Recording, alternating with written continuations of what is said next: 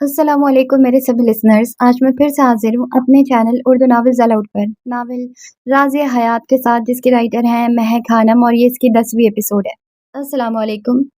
پری گل نے سلام کی آواز پر سر اٹھایا اپنے کیبن میں داخل ہوتے باران کو دیکھا، جس کے پیچھے ہی زارا ابھی چادر میں لپٹی چلی آ رہی تھی۔ وہ فوراً اپنی کرسی سے اٹھ کر کھڑی ہو گئی۔ وعلیکم السلام لالا، آپ لوگ یہاں سب خیریت؟ پری گل نے باران کو دیکھتے ہوئے پوچھا، جو کرسی پر آرام سے بیٹھ چکا تھا۔ البتہ زارا اب تک سر جھکائے انگلیاں مروڑ رہی تھی۔ سب خیریت ہے بچے، بخار ہے اسے تو ذرا چیک کر لوں، بہران پرسکون لہجے میں کہتا موبائل میں مصروف ہو گیا۔ تو پری گل نے زارا کو کرسی پر بیٹھنے کا اشارہ کیا، جس پر وہ نروس ہوتی بیٹھ گئی۔ بھابھی، آپ کو 103 بخار ہے، آپ کو میڈیسن لکھ کر دے رہی ہوں، اسے دودھ کے ساتھ کھا لیجیے گا، انشاءاللہ کل تک افاقہ ہو جائے گا۔ پری گل نے زارا کا چیک اپ کرتے ہوئے کاغذ پر چند سطرے گھسیٹتے ہوئے وہ پرچہ زارا کی جانب بڑھایا، جسے وہ ہاتھ بڑھا کر تھام گئی۔ لالا، آپ بتائیں کیا منگواؤں آپ کے لیے؟ چائے، کافی، کچھ؟ پری گل نے ریسیور اٹھاتے باران سے پوچھا، جسے موبائل سے سر اٹھاتے زارا کو دیکھا، جو پرچے پر لکھی سطر کو بڑے غور سے دیکھ رہی تھی۔ بچے، اس کی ضرورت نہیں ہے، ہم بس چلیں گے۔ باران نے کرسی سے کھڑے ہوتے شال کو کندھوں پر جھٹک کر درست کیا۔ ارے لالا، کچھ تو لینا، پری گل نے دوبارہ اصرار کیا۔ بچے، سے حویلی چھوڑتے مجھے مینے کو کالج سے واپس پک کرنا ہے، ٹائم ہوتا تو ضرور رکتا۔ باران نے نرمی سے کہتے پری گل کے سر پر شفقت سے ہاتھ رکھتے باہر کا رخ کیا، جس کے پیچھے ہی زارا بھی چل پڑی۔ اسی لمحے زارون، جو کسی پیشنٹ کا معائنہ کر کے راہداری سے گزر رہا تھا، ان دونوں پر نظر پڑتے ان کی طرف لپکا۔ ارے واہ لالا، آپ یہاں، اور بھابھی بھی، خوش آمدید۔ اس کی مسکراہٹ میں شرارت کی جھلک تھی۔ ہاں، اسے لایا تھا، طبیعت ٹھیک نہیں تھی، باران نے حسب معمول سنجیدگی سے جواب دیا۔ اوہ، تو سب خیر ہے یا کوئی خوشخبری؟ زارون نے آنکھ دبائی تو باران نے اس پر ایک گھوری سے نوازا کہ وہ لمحہ بھر کو سنبھل گیا۔ زارا کچھ سمجھی نہیں، وہ کبھی باران کو کبھی زارون کو دیکھ رہی تھی۔ تم ادھر آؤ۔ باران نے زارون کو نظر انداز کرتے ہوئے زارا کا ہاتھ تھاما اور اسے ساتھ لے کر آگے بڑھ گیا۔ زارون نے پریشانی سے گردن کھجائی، پھر ارد گرد دیکھا کہ کسی نے اس کی شرمندگی تو نہیں دیکھ لی۔ خدا کا شکر کہ راہداری اس وقت تقریباً خالی تھی۔ بے بسی سے سر جھٹکتے وہ بھی اپنی کیبن کی طرف پلٹ گیا، دل میں سوچتا کہ باران کا مزہ برداشت کرنے کے لیے بھی کوئی اسپیشل اعصاب چاہیے۔ باران زارا کا ہاتھ تھامے راہداری عبور کرتا ہوا پارکنگ کی طرف بڑھا۔ گاڑی کے قریب پہنچ کر اس نے فرنٹ دروازہ کھول کر پہلے زارا کو اندر بٹھایا، پھر اپنی جانب کا دروازہ کھول کر ڈرائیونگ سیٹ سنبھالی۔ گاڑی سٹارٹ کرنے ہی والا تھا کہ زارا نے جھجکتے ہوئے اپنی ہتھیلی میں دبی ہوئی وہ دوا کی پرچی باران کی جانب بڑھا دی، جو پری گل نے دی تھی۔ سائیں، یہ دوا؟ باران نے ایک نظر اس کی طرف دیکھا، پھر اس کاغذ کو جو اب خاصی بے حال حالت میں تھا۔ چند بار طے کیا گیا، کچھ سروں سے مڑا ہوا اور کچھ سلوٹوں سے بھرپور۔ اس کے انداز سے صاف ظاہر تھا کہ زارا نے اسے سنبھالنے کے بجائے دبائے رکھا تھا۔ زارا، جو خود بھی باران کی نگاہوں کے تعاقب میں تھی، فوراً شرمندہ سی ہوئی اور اس پرچی کو سیدھا کرنے لگی، جیسے خود کو اس کی نگاہ میں بہتر ثابت کرنا چاہتی۔ باران نے خاموشی سے ایک گہری سانس لی، پھر نرمی سے اس کا ہاتھ تھام کر پرچی اس کی گرفت سے لی۔ لاؤ، میں لے آتا ہوں۔ اس کے لہجے میں وہی شائستگی تھی جو ناراضگی سے جنم لیتی ہے۔ زارا کی کلائی کو چھوتے ہی اسے اس کے بخار کی شدت کا اندازہ ہو گیا تھا، اس لیے اس کا دل نہ مانا کہ وہ کسی سخت لہجے کا سہارا لے۔ شال دوبارہ کندھوں پر ڈالتے باران گاڑی سے اترا اور فارمیسی کی جانب بڑھ گیا۔ زارا خاموشی سے اس کی پشت کو دیکھتی رہی۔ وہی خوشی، وہی شخص جو اس کی زندگی میں ایک سائے کی طرح چھا گیا تھا، اب اس کی نظروں سے اوجھل ہو رہا تھا۔ گاڑی کے شیشے دھندلے تھے، باہر کی روشنی کچھ ماند، اندر کا ماحول بوجھل۔ زارا نے چادر تھوڑی سے پیچھے کی، بیک ویو مرر کو نیچے جھکایا اور اپنا چہرہ بغور دیکھا۔ چہرے پر زردی چھائی ہوئی تھی، آنکھیں بجھی بجھی اور ان کے نیچے سیاہ حلقے واضح تھے۔ اس کی نگاہیں خالی تھی، جیسے کسی انجانی خلا میں جھانک رہی ہوں۔ میں کیا واقعی اتنی بدصورت ہوں؟ یہ سوال اس کے ذہن میں گونجا، جیسے کوئی پرانی آواز لوٹ کر آ گئی ہو۔ حبہ خانم کی وہ سخت باتیں، وہ تلخ لہجے اور وہ خوش طعنہ زن نظروں سے جیسے اس کے باطن میں ایک مستقل زخم چھوڑ دیا تھا، جو وقت کے ساتھ گہرا ہوتا جا رہا تھا۔ اب باران اسے کچھ نہیں کہتا تھا، لیکن یہی خاموشی اسے اندر سے کھا رہی تھی۔ جس نرم لہجے میں وہ آج سائرہ سے بات کر رہا تھا، وہ لہجہ زارا کے حصے میں کبھی نہیں آیا تھا۔ یہ سوچتے ہوئے زارا کی آنکھوں میں نمی اتر آئی۔ اس نے چادر کے پلو سے بے دردی سے اپنی آنکھیں رگڑی۔ خود کو संभाला और फिर चेहरा ढांप लिया। बारान वापस आ रहा था। ये लो। बारान ने गाड़ी का दरवाजा खोला। अंदर बैठते हुए दवा का शॉपर जारा की जानी बढ़ाया। जारा ने खामोशी से शॉपर थामा और उसे अपनी गोद में रख लिया। दोनों के दरमियान एक लम्हे के लिए खामोशी छा गई। बारान ने गाड़ी स्टार्ट की और वो अस्पताल के गेट से बाहर निकल गई। गाड़ी का रुख खान हवेली की जानिब था। बारान ने परीक्षा को कॉलेज से लेने के लिए वक्त बचाना था, लेकिन उसका ध्यान मुसलसल जारा की तरफ खींच रहा था। वो काफी देर से महसूस कर रहा था कि जारा उसे चोर नजरों से देख रही है, जैसे कुछ कहना चाहती हो पर लफ्ज नहीं मिल रहे हो। लेकिन बारान ने कुछ नहीं कहा। कभी कभी खामोशी ही सबसे बड़ा सवाल बन जाती है। गाड़ी आहिस्तगी से खान हवेली के पोर्च में दाखिली दरवाजे पर रुकी। जारा ने शॉपर अपनी गोद से उठाकर संभाला, दरवाजा खोला और धीरे से बाहर कदम रखा। जाके आराम करो, दवा वक्त पर लेना, मैं मीने को लेने जा रहा हूँ। बारान का लहजा नर्म मगर मुख्तसर था, न कोई सवाल न कोई तसल्ली। जारा ने पलटकर उसकी तरफ देखा। वो पहले ही नजरों का रुख मोड़ चुका था। अगले ही पल गाड़ी स्टार्ट हुई और सियाह रंग की एसयूवी गेट से बाहर निकल गई। जारा वहीं कुछ देर खड़ी रही, जैसे अपनी जगह साकित हो गई हो। कमरे के अंदर कदम रखते ही गहरी खामोशी उसे एक बार फिर लिपट गई। वह आहिस्ता आहिस्ता सीढ़ियां चढ़ती अपने कमरे तक पहुंची, जैसे हर जीना उसके दिल की हालत का बोझ महसूस कर रहा हो। कमरे में पहुंचकर उसने शाल उतारी और दबे कदमों खिड़की के करीब जा खड़ी हुई। बाहर धूप हल्की थी, लेकिन रोशनी आंखों को चुभती सी लग रही थी। उसकी निगाहें दूर उस सिमट जा टिकी जहां से अभी बारान गया था। वो मेरे करीब होकर मुझसे इतना दूर क्यों है? एक सवाल ने उसे अंदर से कचौके लगाए। वो खुद से लड़ने लगी, कभी खुद पर गुस्सा, कभी बारान से शिकायत, कभी अपने तकदीर से गिला। ड्रेसिंग टेबल की तरफ बढ़ी, शीशे में खुद को देखा। ये मैं हूँ। उसे लगा जैसे वो चेहरा किसी और का है, जैसे जारा खान कहीं खो चुकी हो। दवा का शॉपर मेज पर रखते वो चुपचाप बिस्तर पर बैठ गई। बुखार से बदन थका हुआ था, लेकिन नींद आंखों से कोसों दूर थी। दिल चाहा काश वो बारान से कुछ कह पाती, काश वो एक बार उसे देखकर पूछ लेता कि वो कैसी है। दूसरी तरफ बारान की गाड़ी कॉलेज की तरफ बढ़ रही थी। गाड़ी में मुकम्मल खामोशी थी, लेकिन बारान का दिमाग शोर से भरा हुआ था। ये लड़की इतनी खामोश क्यों है? आखिर उसे क्या खल रहा है? उसने पिछले कुछ दिनों के मनाजिर जहन में दोहराए। जारा की बुझी हुई आंखें, उसके हाथों की कपकपाहट और आज उसकी नजरें जो बार बार उसे देखकर झुक जाती थी। मैं कुछ गलत तो नहीं कर रहा, या शायद मैं कुछ करने में देर कर रहा हूँ। वो जानता था कि ज़ारा हसास है, मासूम है और कम उम्र भी है। उसकी ज़िंदगी इतने सख्त मोड़ से गुजरी थी कि नरमी उसके लहजे से छटने लगी थी। ना मैं उसे नफरत करता हूँ, ना मोहब्बत करता हूँ, समझ नहीं आता क्या हो रहा है। वो खुद को उलझता महसूस करने लगा। मीने को लेने से पहले उसने एक लम्हे को गाड़ी सड़क के किनारे रोकी और एक तवील सांस ली। तुम्हारी खामोशी मेरे ज़मीर पर बोझ बनती जा रही है। गाड़ी दोबारा स्टार्ट हुई, लेकिन इस बार उसकी आंखों में खलिश और दिल में एक अनजान सी फिक्र जाग चुकी थी। बाब 4 इस्तकामत। इस्तकामत वो रोशनी है जो अंधेरों के बीच भी जलती रहती है, खामोशी की गूंज में, कभी मध्यम नहीं पड़ती। ये सब्र की एक नर्म चमक है जो आंखों के गोशे में चुभती रहती है। धूप हो या साए का सागर, कभी पीछे मुड़ कर नहीं देखती। ये दर्द की दीवारों को सहने का हुनर है, हर जख्म पर मुस्कुराकर जीतने की एक खामोश राह है। ये अल्फाज की नहीं, दिल की जुबान है, जो दुखों में भी जिंदगी की नर्म आवाज है। आओ सुने हम इस इस्तकामत की कहानी, जो सुनाए हौसले और ईमान की रवानी।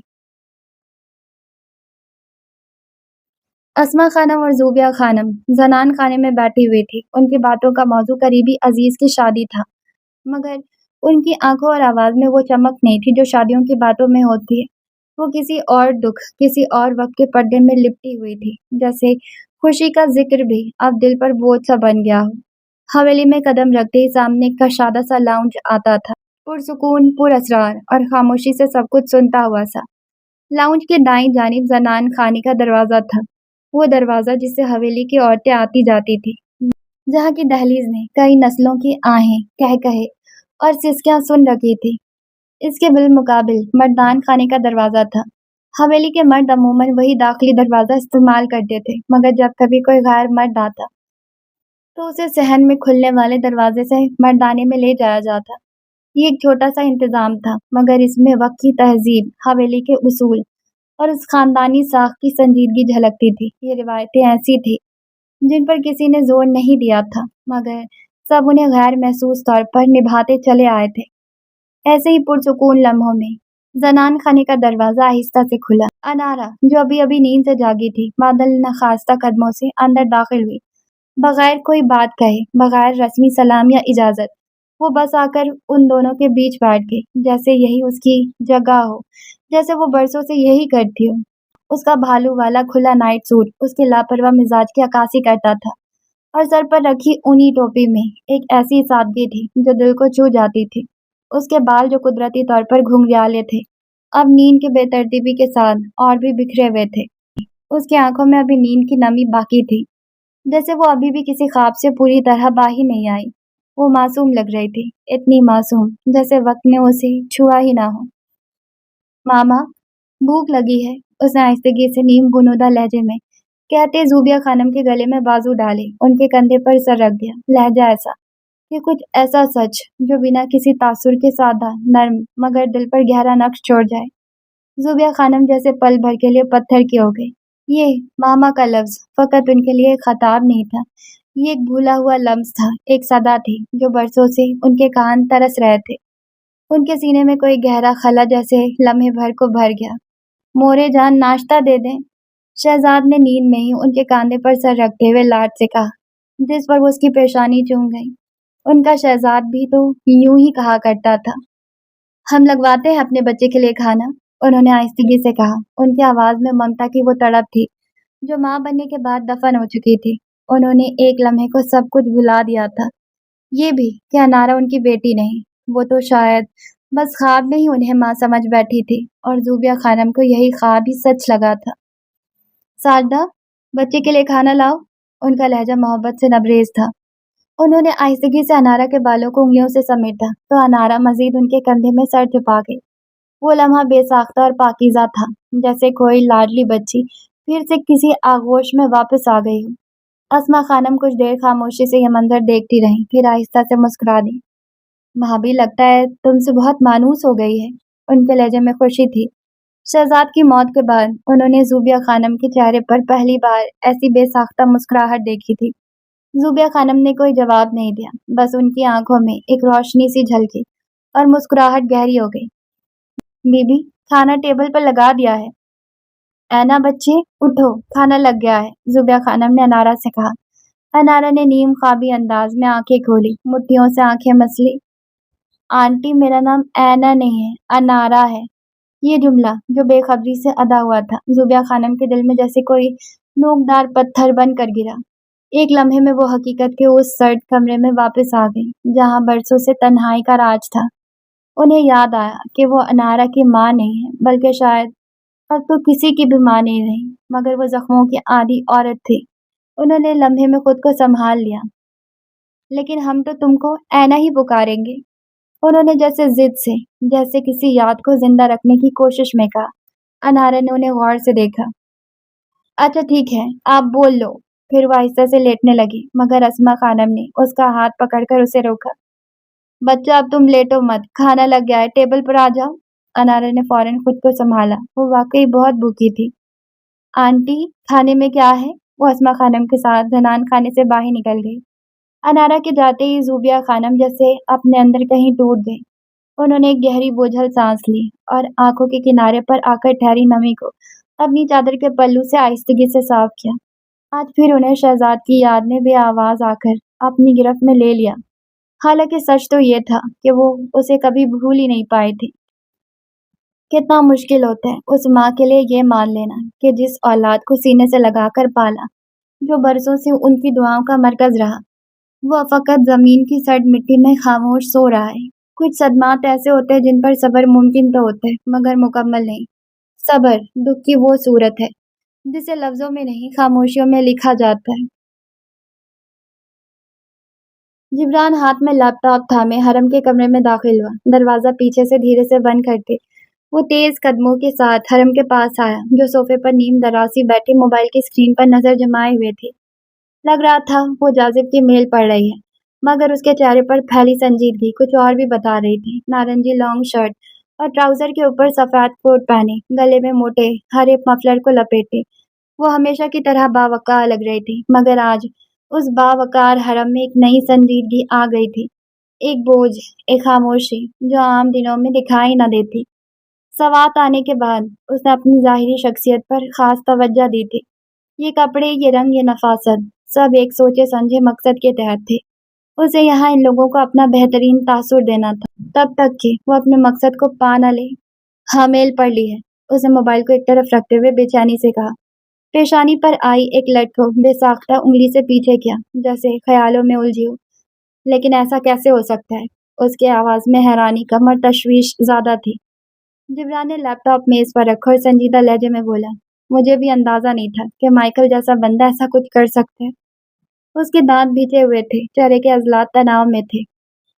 حرم اب صوفے سے اٹھ چکی تھی، وہ کمرے کے وسط میں چکر کاٹنے لگی، جیسے اس ایک لمحے میں کوئی فیصلہ کر لینا ہو۔ تم فوراً اس میجر سے کال پر بات کرو، کہو فوراً واپس آئے۔ اس کے لہجے میں حکم نہیں، فکر تھی، گہری، اندر سے اٹھتی ہوئی بے چینی۔ جاذب کی میل واضح تھی، آج میجر خان پر حملہ ہونے والا تھا، اور یہ کوئی عام دشمنی نہیں تھی۔ حملہ کرنے والا وہی شخص تھا جس کے باپ کو چند سال قبل ایک خفیہ آپریشن میں نشانہ بنایا گیا تھا۔ یہ وہی آپریشن تھا جہاں پہلی بار شاہ میر اور حرم کی ملاقات ہوئی تھی۔ اس آدمی کے باپ کو گولی حرم یعنی کرسٹل کوئن نے ماری تھی، مگر دنیا کو یہی دکھایا گیا تھا کہ آپریشن کی قیادت میجر خان نے کی اور اسی نے دشمن کا خاتمہ کیا۔ زفام گینگ، جو کہ انتہائی بے رحم مافیا گینگ تھا، اب اپنا بدلہ لینا تھا، اور ان کی روش ہمیشہ خون آلود ہوتی تھی۔ بہت واضح تھا، اس بار نشانہ شامیر تھا۔ ہیلو؟ ہاں شامیر، کہاں ہو تم؟ جبران نے کال ملاتے ہی فکر مندی سے پوچھا۔ اس کے لہجے میں موجود اضطراب کو وہ چھپانے کی کوشش کر رہا تھا، لیکن ناکام۔ حرم، جو اب پوری طرح متوجہ ہو چکی تھی، جبران کی جانب بڑھی۔ اس کی آنکھوں کے اشارے سے اسے اسپیکر آن کرنے کو کہا۔ جبران نے فوراً کال اسپیکر پر ڈال دی۔ یار، کچھ ضروری کام کے لیے نکلا ہوں، انشاءاللہ رات تک واپس آ جاؤں گا۔ شامیر کی پرسکون آواز کمرے میں گونجی، لیکن حرم کے دل کی دھڑکن جیسے ایک لمحے کو تھم گئی۔ وہ حویلی سے باہر تھا، وہ خطرے میں تھا، ایک انجانا خوف اس کے اندر سرسرانے لگا۔ جس نے زندگی بھر کچھ نہ پایا ہو، اسے کھونے کا کیسا ڈر! مگر آج پہلی بار اسے یہ احساس ہو رہا تھا کہ اگر کچھ کھو دیا تو شاید وہ کبھی سنبھل نہ پائے۔ پسینے کی ننھی بوندیں اس کی پیشانی پر ابھرنے لگی، جنہیں وہ بار بار ہاتھ کی پشت سے رگڑ کر صاف کر رہی تھی، مگر دل کی بے چینی کو دبا نہیں پا رہی تھی۔ اسے کہو واپس آئے، فوراً! وہ جبران سے بولی، مگر آواز دبی ہوئی تھی، جیسے چیخنا چاہتی ہو، مگر آواز گلے میں پھنس گئی تھی۔ شامیر، کیا تم واپس آ سکتے ہو؟ حرم کو تم سے کچھ کام ہے، جبران نے جلدی سے کہا، جیسے الفاظ کم پڑ رہے ہوں، جیسے وقت نکل رہا ہو۔ مگر اگلے ہی لمحے حرم نے جھنجھلا کر ماتھے پر ہاتھ مارا۔ کیا؟ حرم نے مجھ سے بات کرنی ہے؟ واقعی؟ لیکن وہ مجھ سے کیا بات کرے گی؟ شامیر کی الجھی حیرت بھری آواز اسپیکر سے ابھری تو حرم کا ضبط ٹوٹنے کو آیا۔ وہ کچھ لمحے کے لیے اتنی جھنجھلا گئی کہ دل کیا کہ موبائل کے اندر ہاتھ ڈالے اور شامیر کا گریبان پکڑ لے۔ ہاں، تم آ سکتے ہو یا نہیں؟ وہ غصے میں ہے، جبران نے فوراً بات سنبھالتے ہوئے کہا، جیسے کسی مشتعل آتش فشاں کے لاوے کو روکنے کی کوشش کر رہا۔ وہ جانتا تھا صرف حرم کہنا کافی ہوگا، اور شامیر جو شاید خود کو اب بھی جذبات سے ماورا سمجھتا تھا، دوڑتا چلا آئے گا۔ ہاں، میں ابھی واپس دھا۔ شامیر کی بات ادھوری رہ گئی۔ فون کی گونجتی فریکوینسی میں ایک بھیانک دھماکے کی آواز ابھری، ایسی آواز جس میں صرف بارود کی گرج نہیں بلکہ انسان کی چیخ بھی دفن تھی۔ حرم کا رنگ لمحے میں زرد پڑ گیا۔ جبران کی آنکھوں میں حیرت، خوف اور بے یقینی ایک ساتھ تیرنے لگے۔ کمرے کی فضا اچانک ٹھنڈی نہیں منجمد ہو گئی تھی۔ شامیر، ہیلو، تمہیں میری آواز آ رہی ہے؟ بولتے کیوں نہیں؟ جبران اب پاگلوں کی طرح فون میں چیخ رہا تھا۔ حرم، وہ بے جان قدموں سے صوفے پر گری تھی، نہ چیخ نہ آنسو، بس خالی آنکھیں اور لرزتی ہوئی سانسیں۔ کیا وہ ایک بار پھر اپنے جینے کی وجہ کھو چکی تھی؟ کیا واقعی شامیر؟ اس کے اندر ایک سوال کسی سرد خنجر کے مانند بے بس ہو گیا تھا۔ کیا وہی شخص جسے وہ برسوں سے صرف ایک مشن کا مخالف سمجھتی تھی، کیا وہی اب اس کے دل کی دھڑکن بن چکا تھا؟ جبران نے فون بیڈ پر اچھالا اور سر پکڑ کر بیٹھ گیا، مگر جیسے ہی اس نے نگاہ اٹھائی، وہ چہرہ اس کے سامنے تھا، مگر وہ حرم مرزا نہیں تھی۔ وہ نگاہ، وہ چمک، وہ دہشت، یہ کرسٹل کوئن تھی، وہی جو خون سے بھیگی دنیا میں دشمن کے سامنے کبھی پلک نہ جھپکاتی تھی۔ हरम अचानक उठ खड़ी हुई। उसकी चाल में वही तेज रफ्तारी, वही हिसाब-शुदा ठहराव और आंखों में वही खामोश इंतकाम था। जिब्रान खामोशी से उसे अलमारी तक जाता देखता रहा। उसने बगैर कुछ कहे अपना मखसूस सामान निकाला और ड्रेसिंग रूम में दाखिल हो गई। कुछ ही लम्हों बाद वो निकली। Black pant, shirt, hoodie, long boot, चमकते ग्रे लेंस और चेहरे पर फौलादी सकूत, जैसे कोई साया जिंदा हो गया हो। उसके हाथ खुदकार अंदाज में हथियारों को लिबास में छुपा रहे थे। एक चमकता हुआ खंजर जिसकी धार पर उसने उंगली फेरते लम्हा भर में अंदाजा कर लिया कि आज एक और गर्दन उड़ेगी। जैक, मैं जा रही हूँ, तुम यहीं रहोगे। उसने हुडी की कैप सर पर डालकर मास्क चेहरे पर खींचा, जैसे जज्बात को भी छुपा लिया हो। तुम होश में हो? नहीं, तुम वहां अकेले नहीं जाओगी, जिब्रान बुलंद आवाज में बोला, हुक्म देने के अंदाज में। हरम ने धीरे से मगर सर्द निगाहों से उसे देखा, ऐसी निगाह जिसमें न रहम थी न नरमी, बस एक खामोश धमकी। कौन हो तुम कि मुझे रोक सको? उसके कदम जिब्रान की तरफ बढ़े और लहजे में गरज उतर आई। जिब्रान के चेहरे पर शर्मिंदगी उतर आई। हरम ने गहरी सांस भरी, चेहरे पर हाथ फेरा। उसका मकसद जिब्रान को तोड़ना नहीं था, मगर उसे रोकना भी जरूरी था। जहां वो जा रही थी वह वापसी यकीनी नहीं थी। ये ऑर्डर है, तुम यहीं रहोगे। अगर तुमने हवेली से एक कदम भी निकाला तो मुझसे बुरा कोई नहीं होगा। जाओ और जाकर अपनी बहन के निकाह की तैयारी करो। हाँ। आखिर में उसने नरमी से उसका गाल थपथपाया, मगर वो नरमी एक अलविदा जैसी थी। फिर वो बैल्कनी की तरफ बढ़ी। रेलिंग के एक कोने से वो रस्सी खींचकर लटक गई। यही वो खुफिया रास्ता था जिसका पता सिर्फ वो जानती थी, या जिब्रान, जो उसने उस हवेली में आते साथ ही बनाया था। इस जगह के नीचे झरना बहता था। ऊपर अंधेरे में एक साया उतर रहा था, क्रिस्टल क्वीन अपने शिकार की तलाश में। जिब्रान उस साए को जाता देखता रहा, दिल में सिर्फ एक दुआ लिए, काश ये वापसी का सफर हो, अलविदा ना हो। खानम, आप लोगों की तैयारी कहाँ तक पहुंची?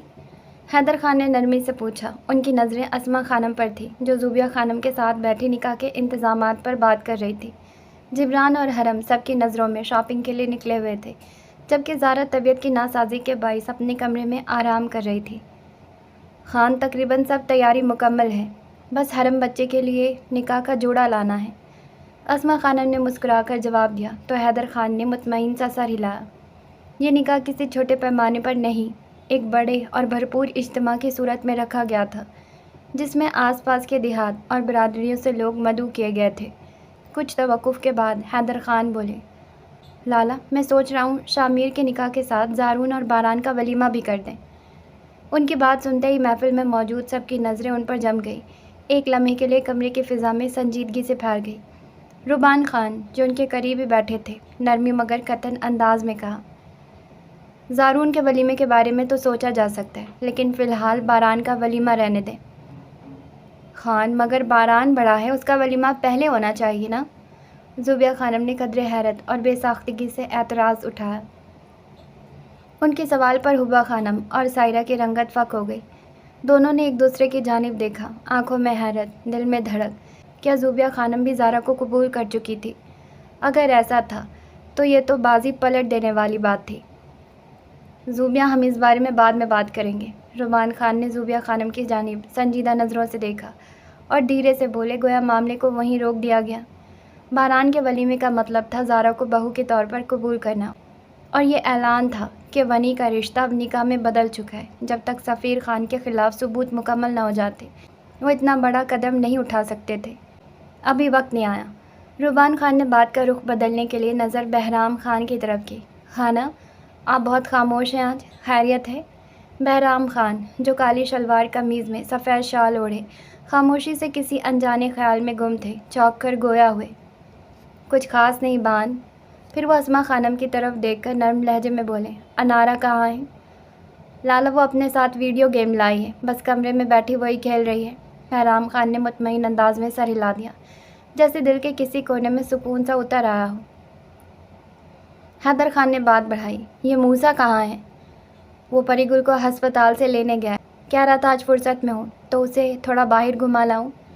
कमरे में एक बार फिर हल्की सी गहरी खामोशी छा गई। सारे रिश्ते, सारी रस्में एक बहुत बड़ी कहानी की बुनियाद रखने जा रही थी। चलो, ये तो अच्छी बात है, बच्ची का ज़रा दिल बहल जाएगा। वैसे भी वो बहुत खामोश सी हो गई है। रुबान खान की नरमी से कही गई बात फ़िज़ा में ठहर सी गई थी, लेकिन उस लम्हे जैसे किसी ने सुकून से चलती सांसों में जहर घोल दिया हो। सही कह रही हो भाभी, भला बेवा की भी कोई ज़िंदगी होती है? शौहर के मरने के बाद ऐसी लड़कियां तो जैसे ज़िंदगी के हक से ही महरूम हो जाती हैं, एकदम बेकार बोझ। हुब्बा खानम के अंदर छुपी तलखी जब ज़ुबान पर आई तो उसकी कड़वाहट सबके चेहरों पर साफ महसूस होने लगी। उनके अल्फाज ने वो चोट दी जो ना सिर्फ सुनने वालों के दिल में उतरती है बल्कि एक पूरी माजी को खराश देती है। अभी कुछ लम्हे पहले तक जो फ़िज़ा नर्म और पुरसुकून थी, वो अचानक तलखी, शर्मिंदगी और बेचैनी में ढल गई। ज़ुबिया खानम के लब लरजने लगे, आंखें लबालब आंसू से भर गई। रुबान खान की निगाहें एक लम्हे के लिए सुलगी, फिर वो ज़ब्त के साथ दावर खान की तरफ देखने लगे, जैसे सवाल कर रहे हों कि कब तक खामोशी इख्तियार की जाएगी। दावर खान के चेहरे पर भी सख्ती उभर आई थी। हुब्बा, जब कुछ अच्छा ना कह सको तो बुरा भी मत बोलो। उनकी आवाज़ में खफगी थी, मगर हुब्बा खानम के चेहरे पर बेनियाजी और ज़िद थी। लो भला, मैंने क्या गलत कहा? सच ही तो बोली हूँ, जैसे अना ने दलील को हरा दिया हो। ज़ुबिया खानम की आंखों से बहते आंसू देखकर रुबान खान खामोशी से उठे और नरमी से उन्हें अपने हिसार में ले लिया। वो दबी दबी सिसकियों के साथ उनके सीने से लगी रहीं। उस लम्हे रुबान खान की आंखों में तकलीफ़ थी, वो तकलीफ़ जिसका इजहार अक्सर मर्दों की खामोशी करती है। लाला, सारी ज़िंदगी वो दिन नहीं भूलूंगा, दावर खान ने गुस्से से थरथराती आवाज़ में कहा और वहाँ से उठकर चले गए। हैदर खान को उस वक्त खुद पर शदीद अफसोस हुआ। उन्हें लगा जैसे वो चचा की आखिरी ख्वाहिश पूरी करने की ज़िद में एक ऐसा रिश्ता बना बैठे थे जो शायद वक्त से पहले वजूद में आया था। डैड, आई एम हेयर, अनारा के चहकते हुए लहजे ने जैसे कमरे में थोड़ी रोशनी भर दी। वो सीधी बहराम खान की तरफ बढ़ी, मगर अचानक ही उसकी नज़र ज़ुबिया खानम पर पड़ी, जो रोती हुई रुबान खान के बाजुओं में थी। उसका चेहरा लम्हा भर को संजीदा हुआ, कदम खुद ब खुद आहिस्ता हो गए। Blue eyes aunty, why are you crying? नीली आंखों वाली आंटी, आप रो क्यों रही हैं? वो धीरे से चलते हुए ज़ुबिया खानम के पास जा पहुंची। ज़ुबिया खानम ने सिसकी रोककर मुस्कुराहट के पर्दे में आंखों में नमी छुपाने की कोशिश की। नहीं है ना, हम नहीं रो रहे, बस आंखों में कुछ आ गया था। उनकी मुस्कुराहट में छुपा दर्द उस लम्हे वहाँ मौजूद हर फर्द ने महसूस किया। रुबान खान ने गहरी सांस ली, वो सांस जो दिल की घुटन से उठती है। भाभी, इसका नाम अनारा है, ऐना नहीं, बहराम खान ने धीरे से वजाहत दी। डैड, मैंने खुद परमिशन दी है, ये मुझे ऐना कह सकती हैं। अनारा के लहजे में वही चहक थी जो ज़िंदगी का दूसरा नाम हुआ करती है। वो ज़ुबिया खानम के पास धप से बैठ गई। उसके अंदाज ने कमरे की उदासी पर जैसे मरहम रख दिया था। परिगुल नकाब में लिपटी अपने ऑफिस की खिड़की के सामने बैठे पुरसुकून अंदाज में एक मरीज़ की फ़ाइल रिव्यू कर रही थी। सफ़ेद डॉक्टर कोट के नीचे हल्की नेवी ब्लू शलवार कमीज सलीके से बंधे दुपट्टे को उसने नकाब की सूरत अपने चेहरे पर ओढ़ रखा था। उसकी आंखों में वही हल्की सी थकन और ख़्यालों की आमेज़श थी जो हर दिन मरीज़ों की तशख़ीस और इलाज के दौरान उसके चेहरे पर अब आदत बन चुकी थी। सामने मेज़ पर रखी कॉफ़ी की प्याली से हल्का धुआं उठ रहा था और कमरे में अस्पताल की मखसूस शफाफ खामोशी बिखरी हुई थी। दरवाज़े पर हल्की सी दस्तक हुई। आ जाओ, उसने नकाब के पीछे से नरमी से कहा। दरवाज़ा खुला और मुँह से अंदर दाखिल हुआ। सियाह जीन्स पर खाकी रंग का खूबसूरती से फिट होता कोट, अंदर सफ़ेद टी शर्ट, बालों को पीछे से स्टाइल किए, कदमों में वक़ार और चेहरे पर थकन ज़दा मगर मोहब्बत भरी मुस्कुराहट। हाथ में एक छोटा सा तोहफ़ा था, शायद चॉकलेट्स का बॉक्स था। गुल मेरी जान, कैसी हो? वो नर्म लहजे में बोला और बग़ैर किसी हिचकिचाहट के आगे बढ़कर उसके करीब आया। उसकी पेशानी पर एक मोहब्बत भरा बोसा दिया। मैं बिल्कुल ठीक हूँ लाला, लेकिन आज सभी मुझसे मिलने क्यों आ रहे हैं? कोई ख़ास बात है क्या? आह, अभी और भी लोग आए हैं। वो उसके सामने वाली चेयर पर आ बैठा। जी, बारान लाला आए थे भाभी के साथ। भाभी को बुखार है, उन्हें दिखाने लाए थे। गुल, मैं चाहता हूँ तुम थोड़ा सा बाहर चलो। काफ़ी दिन हो गए तुम्हें कहीं लेकर गया नहीं। आज छुट्टी ली है मैंने, चलो। परिगुल ने उसकी बात पे चौंक कर उसे देखा, फिर धीरे से बोली, ज़रमीने को भी लेते चलें, उसे भी अच्छा लगेगा। मूसा की नज़रें जैसे पल भर को किसी और जहान में चली गई, किसी नरमी के तहत या ख्वाहिश की छाँव तले।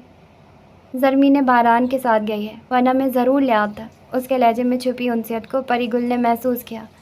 वो जानती थी उसका लाला ज़रमीने को पसंद करता था, इसलिए वो उसकी आंखों की चमक बखूबी समझ गई थी। चलो वक्त ज़ाया न करो। वो उठा और उसके बाजू को नरमी से थाम कर उसे भी खड़ा किया। پری گل نے اپنی چادر کو اور اچھی طرح سنبھالا، فائل بند کی، موبائل اٹھایا اور کوٹ پہن کر اس کے ساتھ چل دی۔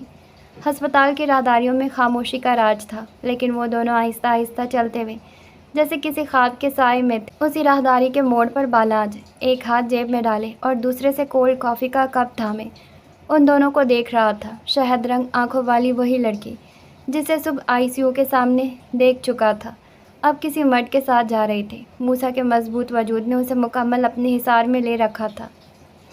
جھانسی کی رانی، وہ لبوں کو خم دیتے معنی خیز ہنسی کے ساتھ بڑبڑایا، ببل گم پھلایا اور زور سے پاپ کی آواز کے ساتھ پھاڑ دیا، پھر کندھے اچکاتا بیکری کی طرف چل دیا، لیکن نگاہوں میں ابھی تک وہی منظر رکا ہوا تھا۔ تیز ہواؤں کے پردوش میں کانوں کو چیر دینے والی آواز کے ساتھ ایک لال اور کالے رنگ کے امتزاج کا جیٹ اٹلی کی سرزمین پر اترا۔ وہاں کے ذرے ذرے کو معلوم ہوا تھا کہ یہاں کی ملکہ آ گئی ہے، جس کے حکم کے بغیر اٹلی کی زمین میں لہو کا ایک قطرہ تک جذب نہیں ہوتا۔ جیٹ کا دروازہ کھلتے ساتھ ہی وہ مضبوط چال چلتی ہوئی باہر نکل آئی۔ اس کے اترتے ہی جازب جلدی سے اس کے نزدیک آتا اسے پورے معاملے کی اپڈیٹ دینے لگا۔ میم، میجر خان کی گاڑی مکمل تباہ ہو چکی تھی، لیکن مائیکل اسے اپنے ساتھ لے گیا ہے۔ وہ بھلا کہاں کسی کو اتنی آسان موت دے سکتا ہے؟ مجھے پورا یقین ہے وہ انہیں اپنے ساتھ بالکل زندہ لے کر گیا ہے۔ جازب حرم کے ساتھ ساتھ چل تھا، اسے ہر بات سے آگاہ کر رہا تھا۔ جازب، ٹو دی پوائنٹ بات کرو، میجر کو وہ لوگ کہاں لے کر گئے ہیں؟ کرسٹل کوئن کے سرد لہجے پر جازب کے گلے میں ہڈی ابھر کر معدوم ہوئی۔ وہ لوگ انہیں اپنے پرانے اڈے پر لے کر گئے ہیں۔ میں نے ٹیم کو ریڈی رکھا ہے، آپ جیسے ہی کہیں گے ہم فوراً ان پر حملہ کر دیں گے۔ جازب نے آگے بڑھ کر کرسٹل کے لیے گاڑی کا دروازہ کھولنا چاہا، جسے وہ ہاتھ کے اشارے سے منع کر گئی۔ ٹیم کی کوئی ضرورت نہیں ہے، میں اکیلی جاؤں گی، تم لوگ اپنی روٹین کے مطابق کام کرو۔ جازب نے حیرت سے کرسٹل کے چہرے کی جانب دیکھا، لیکن اس کی آنکھوں کی سرخی دیکھتے وہ واپس سر جھکا گیا۔ ان کی اردو میں کی جانے والی باتیں ارد گرد کھڑے کرسٹل کے گارڈز کو بالکل سمجھ نہیں آ رہی تھی۔ Any problem? وہ میم، وہاں بہت خطرہ ہے، جازب کے چہرے پر بیدار ہوتے تفکر کے تاثرات دیکھتے کرسٹل نے پوچھا، جس پہ وہ جلدی سے اسے اپنی پریشانی کی وجہ بتایا۔ تو جازب، یہ نظریں جھکانا چھوڑ دو اور مجھ سے ویسے ہی بات کیا کرو جیسے ایک ٹیم ممبر کرتا ہے، سنجیدہ، بے تاثر اور ٹو دی پوائنٹ۔ حرم نے اپنے سامنے کھڑے 19 سال کے پیارے سے لڑکے کو کہا، جو اپنے مخصوص لباس میں اپنی عمر سے 3-4 سال بڑا ہی لگتا تھا۔ مجھے ڈر ہے وہ آپ کو کچھ کر نہ دیں۔ جازب نم ہوتی آنکھوں سے اپنے دل کا ڈر بیان کر گیا۔ کرسٹل نے انتہائی وحشت زدہ آنکھوں سے اس کی آنکھوں کو نم ہوتے دیکھا۔ اس کا آدمی اتنا کمزور تھا؟ نہیں، کمزوروں کی اسے کوئی ضرورت نہیں تھی، لیکن جازب تھا، جس سے بہت پولائٹلی بات کرتی تھی۔ جازب، میں نے تمہیں ڈرنا یا رونا نہیں سکھایا، پھر یہ تم نے کہاں سے سیکھ لیا؟ کرسٹل جازب کے جبڑے کو اپنے دستانے پہنے ہاتھ میں نرمی سے جکڑ گئی۔ جازب نے بھیگی آنکھیں اٹھا کر کرسٹل کو دیکھا۔ میں آپ کو کھونے سے ڈرتا ہوں، آپ میری ماں ہیں جس نے مجھ لاوارث کو پالا ہے، آپ کے لیے تو جازب احمد کی جان بھی قربان ہے۔ ایک لمحے کے لیے کرسٹل کی آنکھوں میں نرمی اور کرب کا تاثر ابھرا، جسے وہ جلد ہی قابو کر گئی۔ جازب، تو مجھے ایموشنل بلیک میل نہیں کر سکتے۔ جازب جو اتنا ایموشنل ہو کر بول رہا تھا، حیرت سے آنکھیں پھاڑے کرسٹل کو دیکھنے لگا، جو سینے پر بازو باندھے اب اسے تنقیدی نظروں سے دیکھ رہی تھی۔ آپ کو لگتا ہے میں آپ کو ایموشنل بلیک میل کر رہا ہوں؟ اس کی دبی دبی حیرت میں ڈوبی آواز پہ کرسٹل نے ہاں میں سر ہلایا۔ اچھا، آپ جائیں اور واپس آ کر مجھے منائیے گا، وہ نروٹھے پن سے بولا تو وہ سر ہلا گئی۔ اس کی بات کا مطلب وہ سمجھ گئی تھی، وہ چاہتا تھا کہ وہ جلد از جلد صحیح سلامت واپس آئے۔ اوکے، لاؤ اب میری بائک کی چابی دو، مجھے نکلنا ہے۔ جازب نے جلدی سے جیب میں سے اس کی اسپورٹس بائک کی چابی نکالتے اس کی جانب بڑھائے، جسے وہ فوراً تھام گئی۔ گڈ، خیال رکھنا۔ کرسٹل نے اس کے ماتھے پر بکھرے کالے گھنگریالے بالوں کو ہاتھ سے پیچھے کرتے بائک کی جانب رخ کیا۔ ہیلمٹ اٹھا کر پہن تھی، وہ اگلے ہی لمحے وہاں سے فل سپیڈ میں دھول اڑاتی بائک لے گئی۔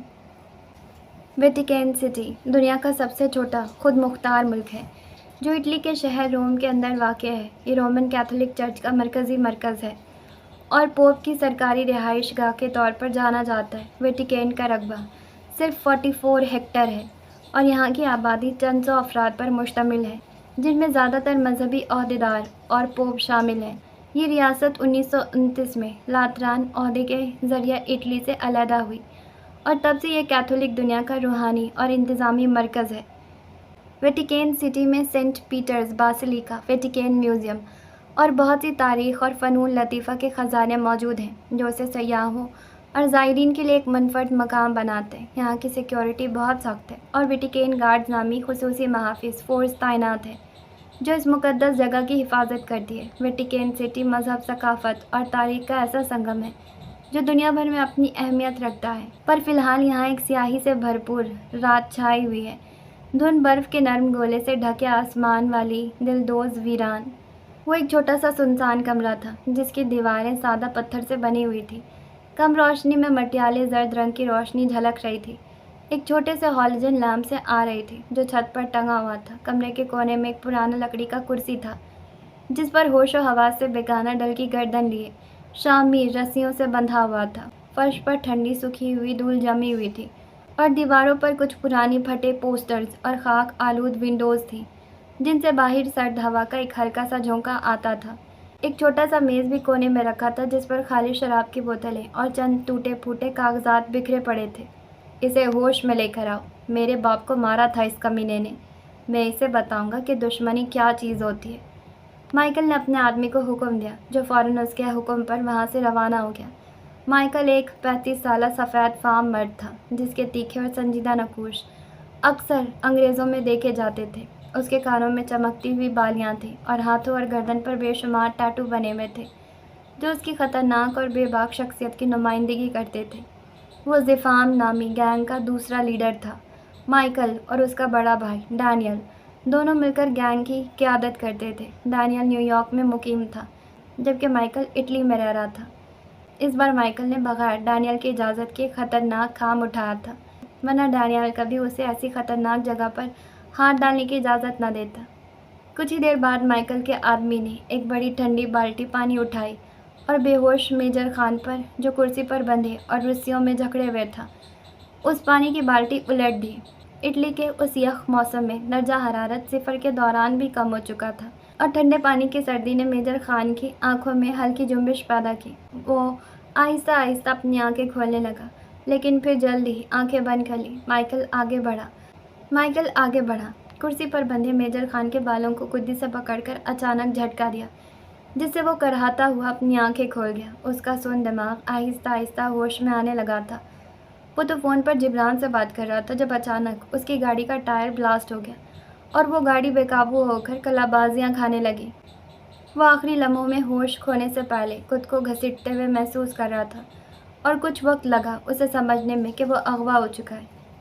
کون ہے تو اور مجھے یہاں کیوں لایا ہے؟ مکمل ہوش و حواس میں آتے بھوکے شیر کی طرح گرجا تھا۔ اس کی سرخ آنکھوں کو دیکھتے ایک پل کو مائیکل بھی گھبرا گیا لیکن پھر وہ میجر خان کو رسیوں میں بندھا دیکھ کر محفوظ ہوتا سنبھل گیا۔ میں کون ہوں؟ میں الیگزینڈر کا بیٹا جسے تو نے مار کر ختم کر دیا اور اب میں تیرا بھی وہی حال کروں گا۔ شامی نے ناسمجھی سے آنکھیں سکیڑے مائیکل کی جانب دیکھا جو اب اس کے بالوں کو چھوڑے اس کے سامنے ہی کرسی رکھ کر بیٹھ گیا تھا۔ کون الیگزینڈر؟ اس نے ناسمجھی سے پوچھا۔ وہی جس کی ڈیلنگ اٹلی کے آئس لینڈ پہ ہونے والی تھی۔ تم نے ہمارے کئی آدمیوں کو مارا، میرے باپ کو مارا اور اب میں ان کا بدلہ تجھ سے لوں گا۔ وہ پھنکارا تو شامیر ایک لمحے کے توقف سے مسکرا دیا، چپتی اور مذاق اڑاتی مسکراہٹ جس نے مائیکل کو کانٹوں پر گھسیٹ دیا۔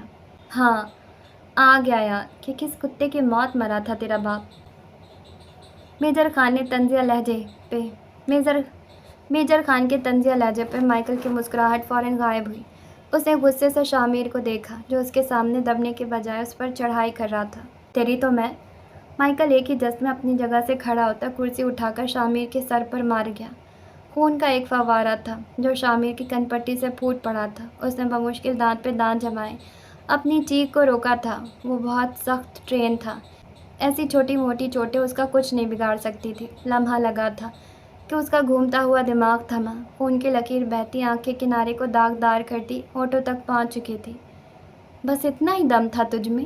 شامیر نے خون تھوک کر استہزائیہ نظروں سے مائیکل کو دیکھا۔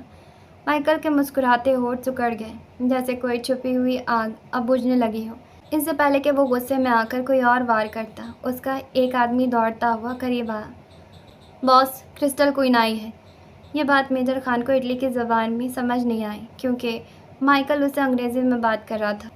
लेकिन इतना ज़रूर समझ गया था कि वाक़या क्रिस्टल क्वीन की आमद से मुतल्लिक है। क्या क्रिस्टल क्वीन यहाँ आ गई है? माइकल फ़ौरन अपनी जगह से उछल पड़ा और मेजर खान ने अपने तेज़ नज़रों से माइकल के चेहरे पर छाई हुई घबराहट और खौफ को देखा। वो अपनी गैंग के साथ आई है? माइकल ने ज़ुबान होठों पर फेरते हुए माथे से पसीना साफ किया, जो सर्दी में भी गिरता जा रहा था। अब उसने अंग्रेज़ी में पूछा। नहीं बॉस, वो अकेले आई है, उसके आदमी ने जवाब दिया। मेजर खान अभी भी उन बातों को समझने की कोशिश कर रहा था। वाकई? माइकल के चेहरे पर खुशी की झलक नमूदार हुई, जो मेजर खान की तेज़ नज़र से छुप नहीं सकी। चलो जाओ, उसे ड्राइंग रूम में बिठाओ, उसकी खिदमत करो। हमारी क्वीन खुद शिकार पर आई है। माइकल के चेहरे से टपकती खबासत के बावजूद उसका आदमी सर हिलाता चला गया। मैं आकर इंतज़ाम संभालूंगा।